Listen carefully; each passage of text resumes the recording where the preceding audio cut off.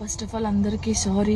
నేనైతే నిన్న వీడియో చేసినో దానివల్ల చాలామంది బాధపడ్డారు, చాలామంది రియాక్ట్ అయ్యారు, చాలామంది సపోర్ట్ చేశారు. సపోర్ట్ చేసిన ప్రతి ఒక్కరికి థ్యాంక్ యూ సో మచ్.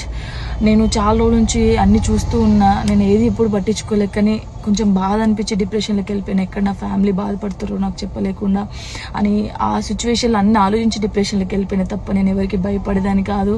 భయపడితే ఈ స్టేజ్లో నేను ఉండేదాన్ని కాదు. నేను చాలా స్ట్రాంగ్ గర్ల్ని, మీ అందరికీ తెలుసు. ఇంకో విషయం, పెళ్లి గురించి అందరూ అవును నా పెళ్లి వల్ల మీకు ఏమైనా నష్టం ఉందో లేదు కదా, నేను కొత్త లైఫ్ స్టార్ట్ చేయబోతున్నాను. నా కొడుకు నేను చాలా సంతోషంగా ఉండే, ఆ సంతోషంతోనే మీకు ఆన్సర్ నేను చెప్తా. నిన్న చేసిన వీడియోలు కూడా కొంతమంది మంచి తీసుకున్నారు, కొంతమంది చెడు తీసుకున్నారు. అది ఆగదు ఎప్పటికైనా ట్రోలింగ్స్ అనేది. నాకు అది అర్థమైంది. నేను దాన్ని పట్టించుకోవాల్సిన అవసరం నాకు లేదు. నా లైఫ్లో నేను చాలా స్ట్రాంగ్ ఉంటా, ఇంకా ముందుకు వెళ్తూనే ఉంటా. మీ జానక్ ఎప్పుడు స్ట్రాంగ్గానే ఉంటుంది. కొంచెం డిప్రెషన్లోకి వెళ్ళిపోయిన, అంతకు మించి ఇంకేం లేదు. Thank you so much. అందరికి నమస్కారం. నేను మీ సింగర్ దిలీప్ దేవగన్. ముందుగా నా పాటలను ఆదరించి నన్ను ఈ స్థాయిలో నిలబెట్టినటువంటి ప్రేక్షక దేవుళ్ళకి మరియు మీడియా మిత్రులందరికీ నమస్కారం అండి. నేను రీసెంట్గా ఏదైతే పోస్ట్ చేసినటువంటి ఒక ఫోటోని విపరీతంగా ట్రోల్ చేస్తున్నారు. అవునండి, నిజమే. నేను జాను త్వరలోనే పెళ్లి చేసుకోబోతున్నాము.